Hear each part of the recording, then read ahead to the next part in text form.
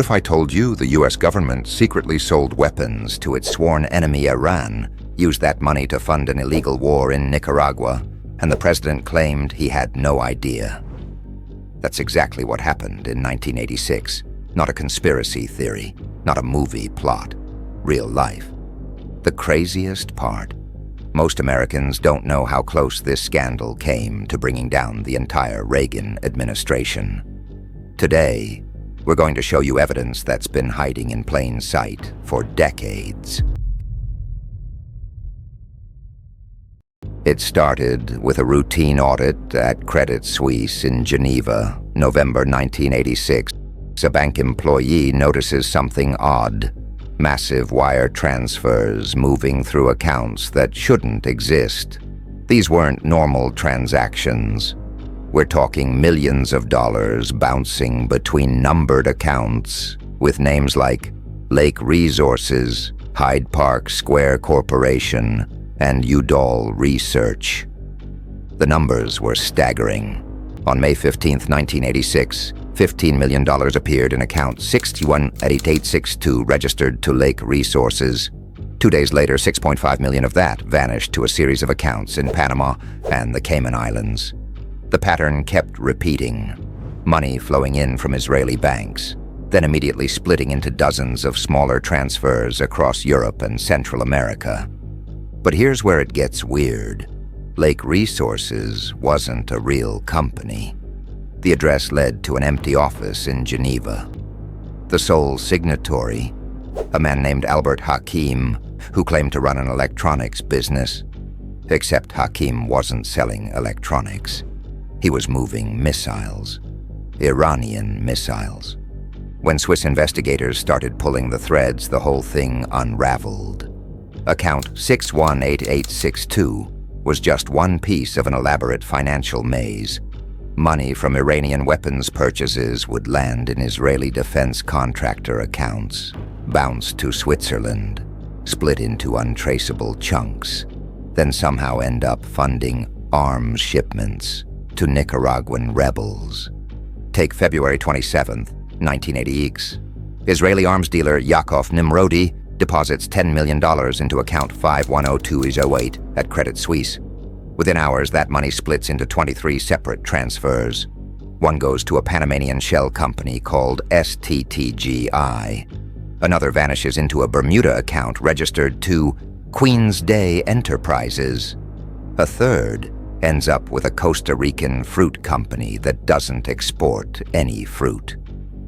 The genius was in the complexity. No single transfer looked suspicious, but when investigators mapped it all out, they found over $47 million moved through Swiss accounts in just 8 months. Every dollar had touched at least 3 countries before reaching its final destination. By December 1986, Swiss banking authorities had frozen 12 accounts tied to the operation, but they barely scratched the surface. Oliver North, the Marine running this whole show from the White House basement, had set up dozens of backup accounts across Europe. When one account got flagged, the money just shifted to another. The real smoking gun, account 23234 at Credit Suisse, registered to retired Air Force General Richard Secord under the name Stanford Technology Trading Group. Between June and October 1986, this single account processed $8.5 million in weapons payments from Iran. That same account sent regular payments to airfields in El Salvador, where cargo planes loaded with weapons would disappear into Nicaragua. The Swiss accounts revealed something else, too. Dates and locations of secret meetings. Bank records showed Secord making multiple withdrawals from account 23234 at a Credit Suisse branch near Tehran's Hilton Hotel, May 25th, 1986, May 27th, June the 1st. Each withdrawal coincided with clandestine meetings between U.S. officials and Iranian arms buyers in that same hotel. Those hotel room conversations would expose an even darker side of this operation. Because while Swiss bankers were tracking missile money, hidden microphones were recording every word spoken in room 504 of the Tehran Hilton. Inside room 504 of Tehran's finest hotel, 5 Americans thought they were having a private conversation about trading missiles for hostages. They had no idea that every cough, whisper, and admission was being preserved for history. And for prosecutors. The May 1986 mission wasn't supposed to be complicated. Robert McFarlane, former National Security Advisor, led a delegation including Oliver North, retired CIA officer George Cave, and NSC staffer Howard Teicher into Tehran's Esteglal Hotel, once known as the Shah's Hilton. Israeli diplomat Amiram Nir rounded out the group. Their goal, simple: trade weapons for American hostages held by Hezbollah in Lebanon. But from the moment they walked into room 504, everything went sideways. Instead of meeting with promised high-level Iranian officials like Ahmad Khomeini and Ali Rafsanjani, the Americans found themselves facing low-level intermediaries who kept changing the terms of the deal. Every word of their mounting frustration was caught on tape. The recordings reveal a desperate American team trying to salvage something from the mission. 4 days of negotiations stretched on as Iranian representatives kept raising the stakes. They didn't just want missiles anymore. Now they were demanding Israel withdraw from the Golan Heights. The Americans had come ready to deal weapons, not redraw Middle Eastern borders. The conversations exposed just how far off script this operation had gone. These weren't State Department diplomats following standard protocols. This was a makeshift team of military officers, intelligence agents, and Israeli middlemen running a shadow foreign policy from a hotel room. No oversight, no accountability, just increasingly frantic attempts to close a deal that kept slipping away. What makes the recordings even more remarkable is how they captured the slow realization that they'd been played. The Iranians they were supposed to meet never showed up. The hostages weren't released. After 4 days, McFarlane and his team left Tehran empty-handed, having exposed a covert U.S. operation for nothing. But those tapes would prove devastating for another reason. They documented American officials making explicit promises about weapons transfers. Promises that directly contradicted the Reagan administration's public statements. While the president was telling the American people there was no arms for hostages deal, Room 504's hidden microphones were recording the details of exactly such an arrangement. The failure in Tehran should have ended the operation. Instead, it introduced a new player into the mix. An Iranian arms dealer named Manucher Ghorbanifar, who claimed he could fix everything that went wrong in room 504. He had connections, he said. He knew the right people. He could make the deals happen. What no one in that hotel room realized was that Ghorbanifar had his own agenda. While their conversations were being recorded by hidden microphones, he was playing a much bigger game. One that would turn the failed Tehran meetings into just one piece of a massive international deception. The CIA had already caught Ghorbanifar in 2 lies with their polygraph machine. But what's remarkable isn't that he failed those tests. It's that 3 world powers kept trusting him anyway. The question is, what made this proven liar so impossibly persuasive? Ghorbanifar wasn't just another middleman in the Iran-Contra affair. He was the architect of a financial scheme that would make Wall Street blush. His genius, adding one simple number to every weapons transaction: 41%. That's right. Nearly half the cost of every missile, every spare part, every piece of military hardware got tacked on as his personal commission. The math was beautiful in its simplicity. when the US thought they were selling weapons at cost to secure hostage releases. Ghorbanifar was quietly padding the price. When Iran believed they were getting a bargain on black market arms, they were actually paying nearly double. And Israel. They were happy to facilitate the deals, not realizing their trusted partner was skimming millions off every transaction. But money was just part of his game.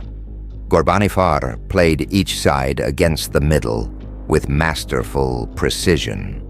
To the Americans, he promised direct access to Iran's highest religious authorities. To the Iranians, he claimed personal influence over US policy. To the Israelis, he presented himself as the only man who could bridge the gap between sworn enemies. The CIA knew something wasn't right. They'd subjected Ghorbanifar to multiple polygraph tests, and he failed them spectacularly. Every time he opened his mouth, the needles jumped. Yet somehow, even after these failures, key figures in the Reagan administration insisted on keeping him involved. Oliver North even proposed adding another $15 million markup on top of Ghorbanifar already inflated prices. The entire operation violated US policy against negotiating with terrorists. But Ghorbanifar had convinced everyone involved that they were getting exactly what they wanted. The Americans thought they were opening a secret channel to moderate elements in Iran.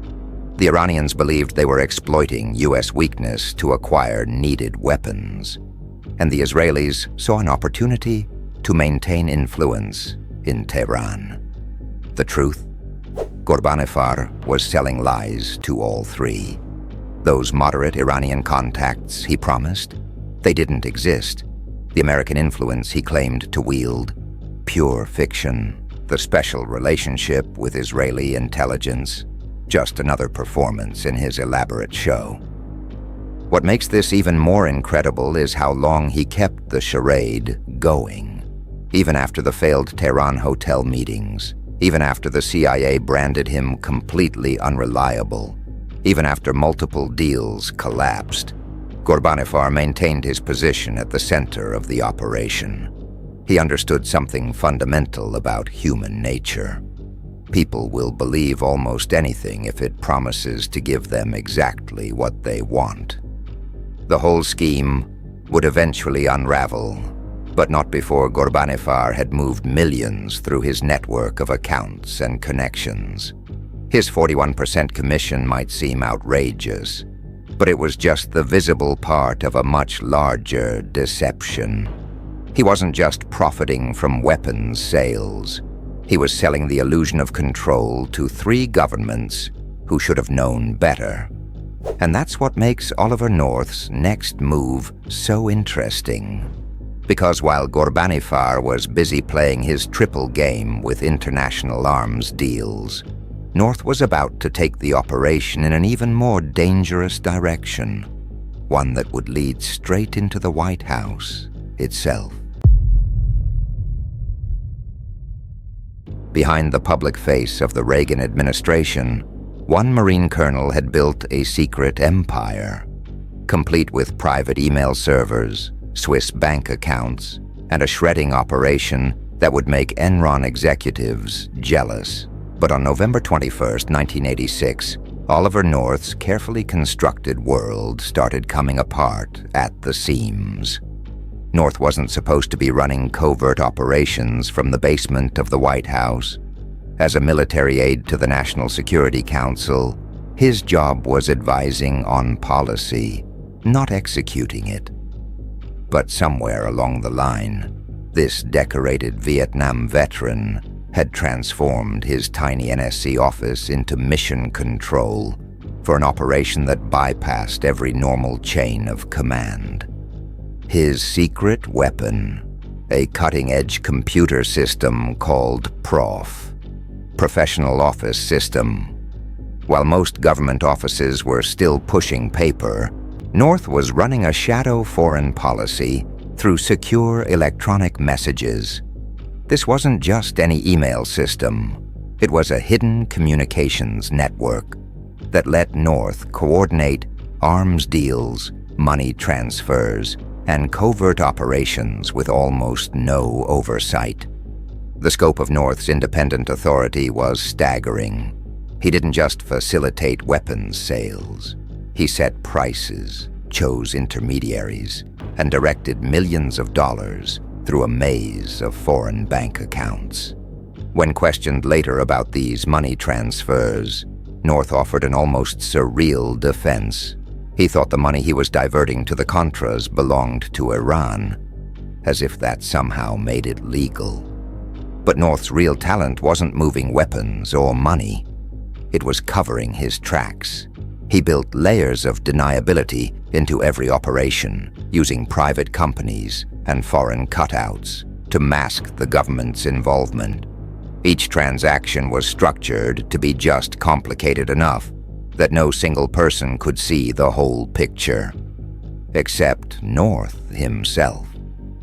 The whole house of cards started collapsing in November 1986. Word was getting out about the arms deals. Journalists were asking questions. Congress was demanding answers. And Oliver North knew exactly what would happen if anyone saw the contents of his office files. That's when the shredding began. North and his secretary, Fawn Hall, worked frantically to destroy evidence as investigators closed in. They fed so many documents into the shredder that it actually jammed from overuse. Think about that. They were destroying papers so fast that a government-issue shredder couldn't keep up. But it wasn't just random destruction.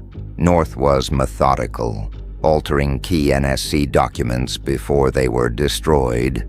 Each shredded paper represented another broken link in the chain of evidence that could have exposed the full scope of the operation. The same attention to detail that made him effective at running covert ops was now being applied to erasing their existence. The most damning evidence was in the PROF system. Those electronic messages contained the real story: who knew what, who authorized what, and when. North knew those records had to go. But erasing electronic communications in 1986 wasn't as simple as hitting delete. Those messages were backed up, archived, and stored in multiple locations. The same system that had made his covert operations possible now threatened to expose everything. What North didn't realize was that his desperate document destruction was actually creating new evidence of a cover-up that would reach far beyond his basement office. Because while he was busy shredding papers and deleting emails, other members of the Reagan administration were watching, and they had their own secrets to protect. The real question wasn't just what Oliver North was trying to hide, it was who he was trying to protect. Because as congressional investigators would soon discover, North wasn't the only one in the White House running a shadow operation. He was just the first one to get caught. While North was the public face of the scandal, a bitter war was raging behind closed doors in the White House. Reagan's most trusted advisors weren't just divided, they were actively working to sabotage each other. And when one of them wrote, "This is almost too absurd to comment on," he had no idea just how prophetic those words would become. Secretary of State George Shultz and Secretary of Defense Caspar Weinberger stood firmly against the Iran arms deals from the start. Weinberger didn't mince words, comparing the idea of negotiating with Iran to asking Gaddafi to Washington for a cozy chat. Shultz backed him up, arguing that selling weapons to a known terrorist state made a mockery of U.S. foreign policy. But Robert McFarlane had other ideas. As National Security Advisor, he pushed hard for the Iranian connection, convinced it was the key to freeing American hostages held by Hezbollah. McFarlane didn't just propose the arms sales. He championed them, even as Shultz and Weinberger warned about falling into an arms for hostages trap. The division in Reagan's inner circle created a power vacuum that the National Security Council staff eagerly filled. Without clear direction from above, ambitious officials like Oliver North and John Poindexter effectively took control of foreign policy decisions. They bypassed normal channels, ignored established protocols, and ran operations that should have been managed by professional intelligence services. Instead of working through official agencies accountable to Congress, the NSC turned to private parties and third countries. They created a shadow foreign policy apparatus that operated outside any meaningful oversight. The result was chaos. Different parts of the government working at cross purposes, each pursuing their own agenda. The relationship between key figures deteriorated into open hostility. Schultz and Weinberger found themselves increasingly isolated as McFarlane, North, and Poindexter pushed forward with their plans. Critical decisions were made without proper consultation. Warnings went unheeded. The careful balance of power that should have prevented exactly this kind of operation completely broke down. The Tower Commission, appointed by Reagan himself, would later conclude that the White House had lost control of its own staff. Ambitious underlings were allowed to run wild, while senior officials looked the other way or actively avoided knowing too much. The administration's failure to manage its people effectively had created the perfect environment for a scandal. But the real divide wasn't just between individuals. It was between two fundamentally different views of executive power. One side believed in working within established channels and legal constraints. The other saw those constraints as obstacles to be overcome through creative interpretation or outright defiance.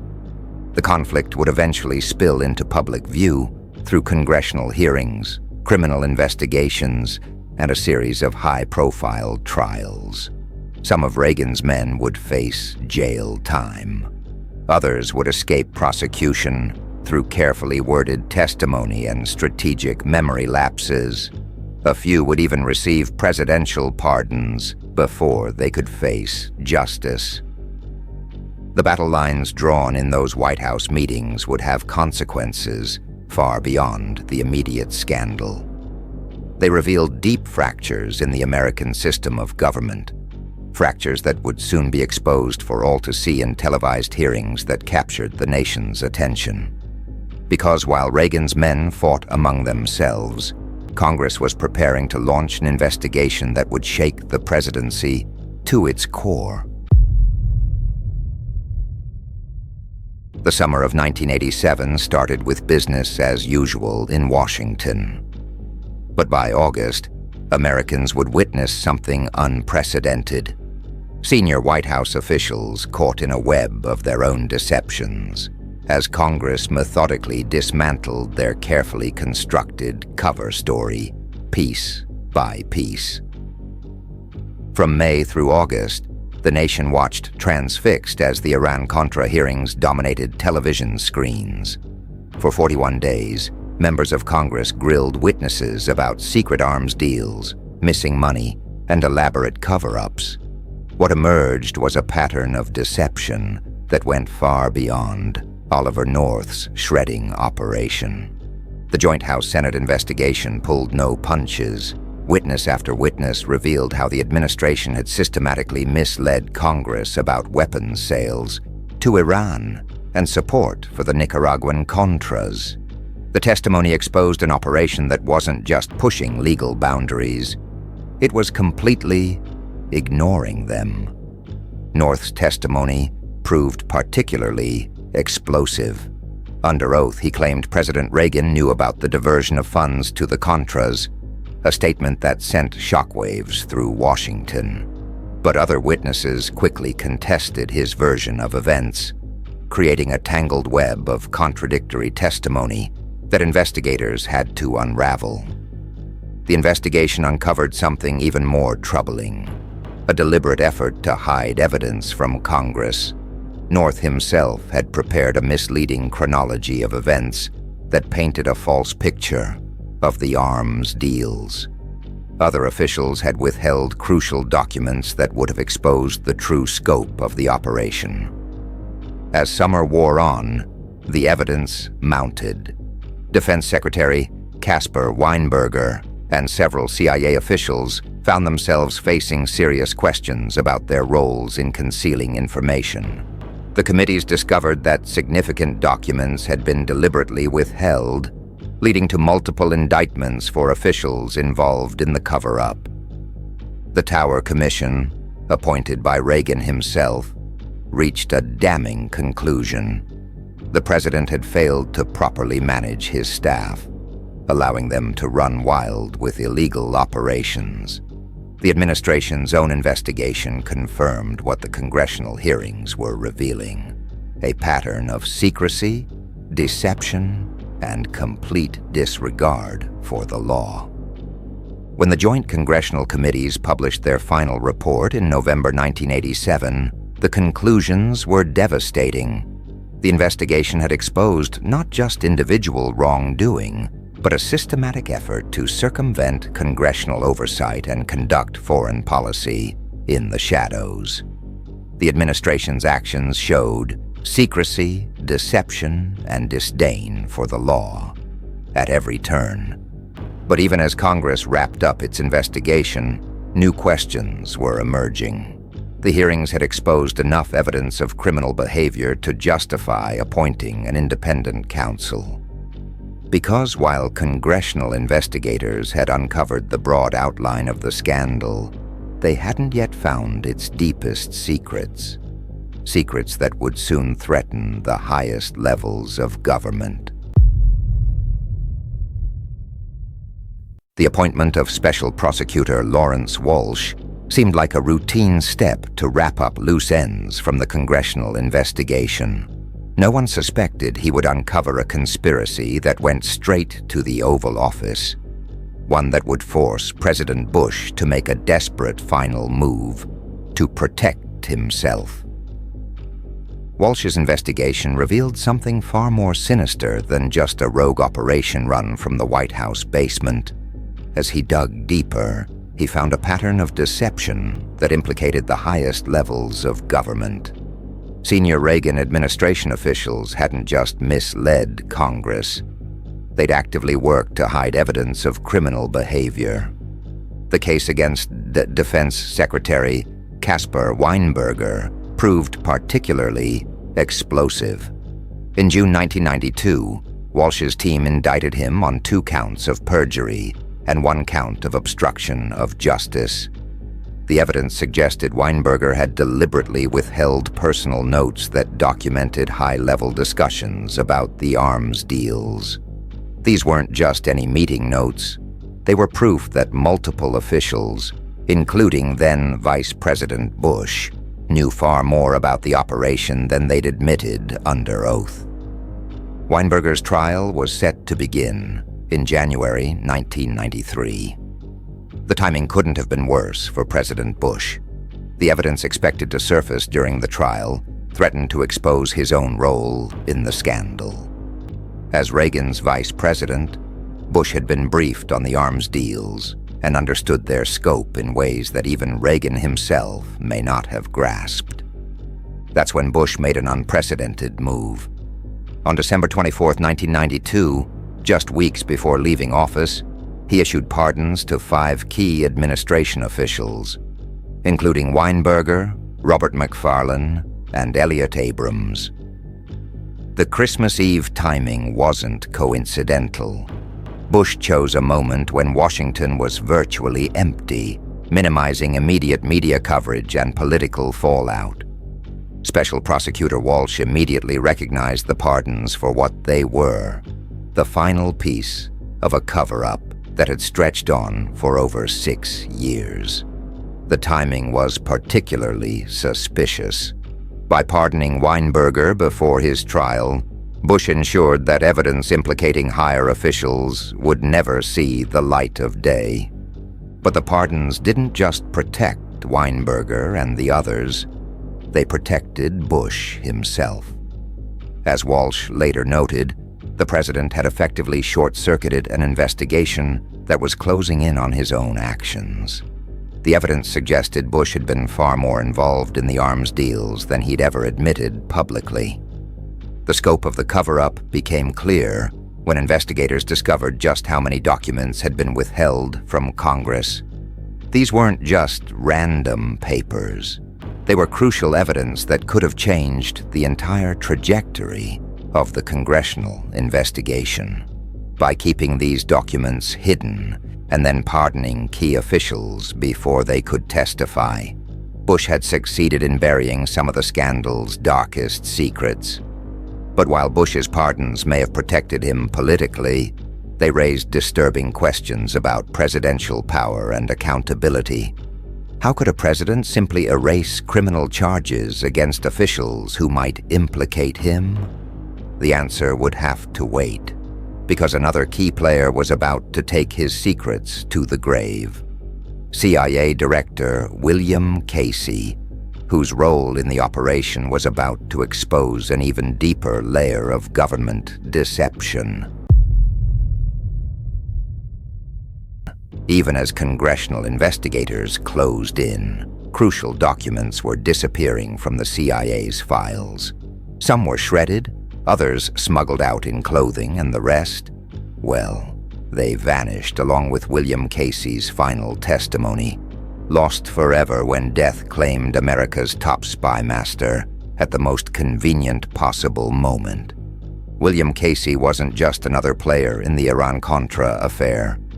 As director of the CIA from 1981 to 1987, he commanded an intelligence empire that could make or break covert operations. His hardline stance against communism matched perfectly with the White House's determination to support the Nicaraguan Contras, even after Congress explicitly banned such aid through the Boland Amendment. The CIA's involvement went far beyond casual support. Under Casey's leadership, the agency became the operational backbone of the entire Iran-Contra scheme, facilitating complex money transfers from Iranian arms sales to Contra bank accounts. But tracking the exact extent of CIA involvement proved nearly impossible. Key documents vanished. Witnesses developed mysterious memory problems. And the man who knew everything, William Casey himself, would never get to tell his full story. In February 1987, just as Congress prepared to launch public hearings, Casey suffered a devastating stroke. The timing couldn't have been more suspicious. Here was the one person who could expose the full scope of the operation, suddenly unable to communicate effectively. But before he lost the ability to speak, Casey reportedly made a stunning admission to journalist Bob Woodward. He had known about the diversion of funds to the Contras all along. The problem? That admission came under questionable circumstances while Casey was already seriously ill. Without supporting documentation or coherent testimony, investigators couldn't definitively prove Casey's early knowledge of the operation. But they did uncover something else. Evidence showing how the National Security Council had effectively hijacked CIA covert operations, bypassing traditional oversight mechanisms that might have prevented the scandal. What makes Casey's role particularly fascinating is how the traditional checks and balances simply disappeared under his watch. The CIA, an agency theoretically bound by strict congressional oversight, somehow found itself supporting illegal operations run directly from the White House basement. The question isn't just what Casey knew, it's how he allowed this to happen in the first place. When Casey died on May 6, 1987, he took countless secrets with him. But the timing of his death, right as Congress began public hearings, left investigators with an incomplete picture of CIA involvement. They never got to question him about destroyed documents, missing evidence, or the full extent of the agency's support for illegal operations. This wasn't just about one man's testimony. Casey's death marked the disappearance of crucial institutional knowledge about the Iran-Contra operation. Without his insight, investigators struggled to piece together the complex web of relationships between the CIA, the National Security Council, and various international players involved in the arms deals. The mysteries surrounding Casey's final months raised disturbing questions about power, accountability, and the ability of intelligence agencies to operate outside the law. But they also point toward an even more troubling possibility: that the full truth about Iran-Contra might never be known, especially when it comes to President Reagan's own role in the affair. Because while Casey's secrets died with him, Reagan's story was about to take an unexpected turn that would leave Americans wondering just how much their president really knew. Option 2 fits best as our opening paragraph, smoothly following the previous section's ending about Reagan's knowledge while avoiding repetitive phrasing. As investigators turned their focus from Casey to Reagan, they uncovered a disturbing pattern. The president's statements about Iran-Contra didn't just contradict the evidence, they contradicted each other. And behind closed doors, Reagan's own advisors were starting to whisper about something nobody dared say publicly. Their commander-in-chief might be losing his grip on reality. On November 13, 1986, Reagan took to the airwaves with a clear message. Yes, arms went to Iran, but absolutely not in exchange for hostages. He painted a different picture entirely, claiming the transfers were part of a strategic opening to improve relations with Iran. The only condition? Iran had to oppose international terrorism. The irony of that statement would soon become apparent. Just 4 months later, everything changed. In a dramatic reversal on March 4, 1987, Reagan finally admitted what many had long suspected. The arms for hostages deal was real. His exact words revealed the internal struggle. My heart and my best intentions still tell me that's true, but the facts and the evidence tell me it is not. He took full responsibility, acknowledging that even activities undertaken without his knowledge were ultimately his responsibility as president. But Reagan's testimony to the Tower Commission raised even more questions. In December 1986, he made conflicting statements about authorizing the arms shipments, first claiming he had approved them, then saying he had no memory of doing so. These weren't minor details lost to time. These were major foreign policy decisions that any president should clearly remember. The investigation uncovered something else, a potentially crucial detail that had been kept carefully hidden. In 1980, Reagan had undergone major colon cancer surgery. During that procedure, he'd temporarily transferred presidential power, an unprecedented move that was kept quiet at the time. While the transfer only lasted 7 hours, his recovery was reportedly difficult. Some began wondering if this medical crisis had affected his ability to manage the growing Iran-Contra operation. The Tower Commission's final report tried to thread a careful needle. While acknowledging that Reagan likely didn't know the full scope of Iran-Contra operations, they criticized him for failing to properly supervise his National Security Council staff. The president, who promised to restore American strength, had lost control of his own White House. The scandal came dangerously close to ending Reagan's presidency. The combination of illegal operations, attempted cover-ups, and the president's contradictory statements led many to consider impeachment. What likely saved him was the same thing that raised such troubling questions.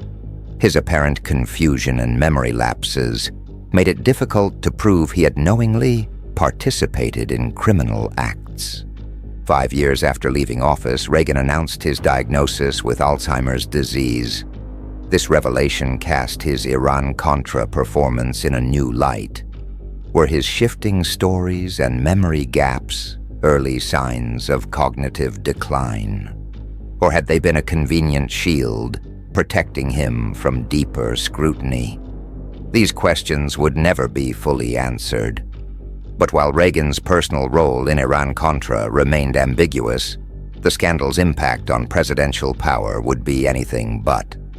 The aftermath would bring new rules, new oversight mechanisms, and fundamental changes to how the executive branch operates. The question was, would these reforms be enough to prevent future administrations from repeating the same mistakes? You might think the Iran-Contra story ended with Reagan's presidency, but that's when the real changes began. Congress moved to clip the wings of executive power, passing laws that would reshape how presidents could conduct covert operations. Yet somehow, crucial files about the scandal remain locked away even now. The War Powers Act suddenly had teeth. After decades of presidents finding creative ways around congressional oversight, Iran-Contra forced a fundamental shift in how covert operations could be authorized and conducted. No more shadow foreign policies run from White House basements. No more secret wars funded through Swiss bank accounts. Every operation now required explicit congressional notification and approval. But these reforms didn't just change procedures. They transformed the relationship between the executive branch and Congress. Presidents could no longer claim ignorance about covert operations happening under their watch. The doctrine of plausible deniability that had protected Reagan crumbled in the face of new accountability requirements. The scandal's impact extended far beyond American shores. Future administrations faced unprecedented scrutiny of their foreign policy decisions. Every weapons sale, every covert operation, every diplomatic back channel now carried the shadow of Iran-Contra.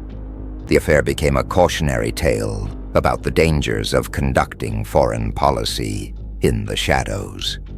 Yet for all these reforms, crucial questions remain unanswered. Thousands of documents related to Iran-Contra are still classified today, hidden away in government vaults. The destruction of evidence during the scandal's early days created gaps in our understanding that may never be filled. Even now, decades later, we don't know the full extent of what happened in those White House corridors. This ongoing secrecy has real consequences. Without access to all the evidence, historians can't fully assess the scandal's impact or learn its complete lessons. The classified files might contain crucial details about how the operation was structured, who knew what, and how similar schemes might be prevented in the future. The parallels to contemporary politics are impossible to ignore. Every time a president pushes the boundaries of executive power, every time questions arise about secret foreign policy initiatives, the ghost of Iran-Contra looms large. The scandal fundamentally changed how Americans view presidential authority and government accountability. But perhaps the most lasting impact isn't in the laws or procedures that changed. It's in the questions that remain. How much power should presidents have to conduct foreign policy? What's the right balance between national security and public accountability? When does executive privilege become executive overreach? Iran-Contra forced America to confront these questions, but it didn't definitively answer them. Instead, it revealed deep fault lines in our democratic system that continue to shape political debates today. The reforms that followed might have prevented another Iran-Contra, but they couldn't resolve the fundamental tension between presidential power and democratic oversight. This leads us to a sobering reality about government accountability. While Iran-Contra exposed the dangers of unchecked executive power, it also showed how difficult it is to maintain true transparency in matters of national security.